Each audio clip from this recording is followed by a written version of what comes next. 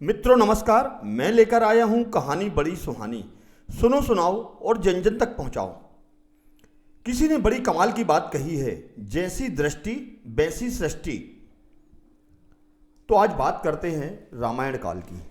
जब भगवान राम और रावण का युद्ध चल रहा था, तो युद्ध के बाद सभी भगवान श्री राम के पास बैठे थे। तो इस बैठक में युद्ध एवं युद्ध से संबंधित विषयों पर चर्चा चल रही थी।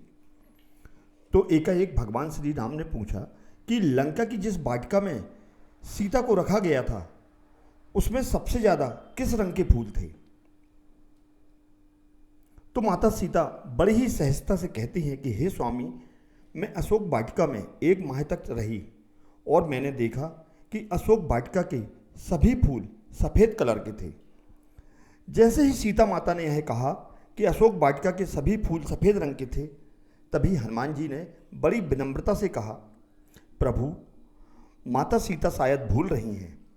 अशोक वाटिका में मैं भी गया था और मैंने पूरी वाटिका को बड़ी ही नज़दीकी से देखा है, लेकिन वाटिका में मैंने एक भी फूल सफ़ेद रंग का नहीं देखा। वह सभी फूल लाल रंग के थे। और हनुमान जी यह कहते हुए माता सीता से कहते हैं, मैंने कुछ गलत कहा हो तो आप मुझे क्षमा करें माता। माता सीता और हनुमान जी दोनों के कथन परस्पर विरोधाभासी थे और दोनों अपनी बात को बड़ी ही दृढ़ता से रख रहे थे। इससे एक विवाद की स्थिति उत्पन्न हो रही थी। दोनों प्रत्यक्ष दृष्टा जो थे, लेकिन दोनों की बात एक दूसरे के विपरीत थी। लेकिन स्थिति को नियंत्रित करने की दृष्टि से आखिर भगवान श्री राम ने उसका समाधान दिया। प्रभु ने कहा, दोनों का कथन सत्य है। बैठक में श्री राम के कथन ने रहस्य को और गहरा दिया। अब सबकी दृष्टि श्री राम की ओर गई। जैसे बैठक में उपस्थित सभी यह पूछना चाह रहे हों कि प्रभु, दोनों सही कैसे हो सकते हैं। प्रभु श्री राम ने कहा, सीता उस समय शांत चित्त थी। अधिकांश समय वे ध्यान मग्न रहती थीं, इसलिए उन्हें पुष्प ही क्या, वहाँ की हर वस्तु उन्हें शांत श्वेत नजर आती थी।